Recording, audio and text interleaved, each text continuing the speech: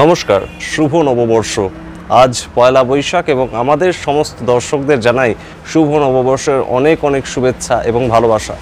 আপনারা সবাই ভালো থাকুন এবং 1432 বঙ্গাব্দ আজ থেকে যা শুরু হলো সেখানে বর্ষিত হোক শান্তি, সেখানে বর্ষিত হোক একদম ভালোবাসা এবং প্রতি মুহূর্তে যে অশান্তি, প্রতি মুহূর্তের যে নেগেটিভিটি সেগুলো সরে যাক। আমাদের পশ্চিমবঙ্গ, আমাদের বাংলার ঐতিহ্য যেগুলো সেগুলো আবার ফিরে আসুক এবং নস্টালজিয়া প্রেমী বাঙালি যেন আড্ডা মারতে না ভুলে যায় এই হোয়াটসঅ্যাপ এবং টুইটারের দুনিয়ায়।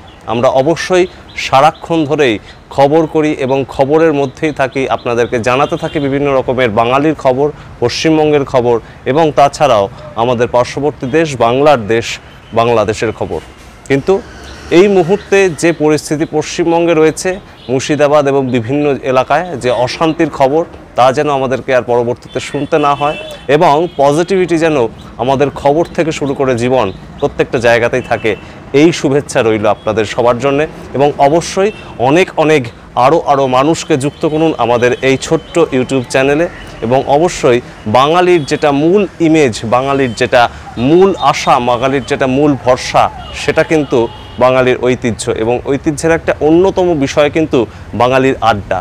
এবং আমাদের চ্যানেলের ট্যাগলাইনটা নিশ্চয়ই আপনাদের মনে থাকবে, আড্ডার ছলে বাঙালির খবর। এবং সেই আড্ডার ছলে যুক্ত হওয়ার জন্যে, আড্ডা মারার জন্যে, কমেন্ট বক্সে কমেন্ট করার জন্য অবশ্যই সবাই আমাদের চ্যানেল সাবস্ক্রাইব করুন, আপনাদের বন্ধুবান্ধব এবং পরিচিত মহলে ছড়িয়ে দিন টক টু বাংলার এই ছোট্ট ইউটিউব চ্যানেলটিকে।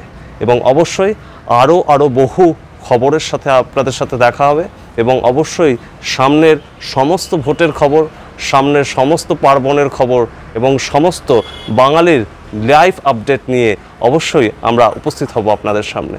আপনাদের অবশ্যই ভালো কাটুক আজকের দিনটি এবং সারা বছর। এবং আজকে কিন্তু বাঙালির পয়লা বৈশাখ, আজকে বাঙালির নববর্ষ। 1 জানুয়ারির যতটা মাহাত্ম্য আমাদের কাছে, তার থেকে আজকের মাহাত্ম্যটা কিন্তু একটু বেশি। তাই সবাইকে অনেক ভালোবাসা, আরও একবার বড়দের সবাইকে প্রণাম এবং ছোটদের এবং আমাদের সবাই সমবয়সীদের অনেক অনেক শুভেচ্ছা এই জানিয়ে শেষ করছি এই শুভেচ্ছা বার্তার এই পর্বটি। আমাদের সাথে থাকুন এবং দেখতে থাকুন টক টু বাংলা, প্রতিদিনের নিউজ আপডেট এবং নিউজ অ্যানালিসিস শোনার জন্য। ধন্যবাদ।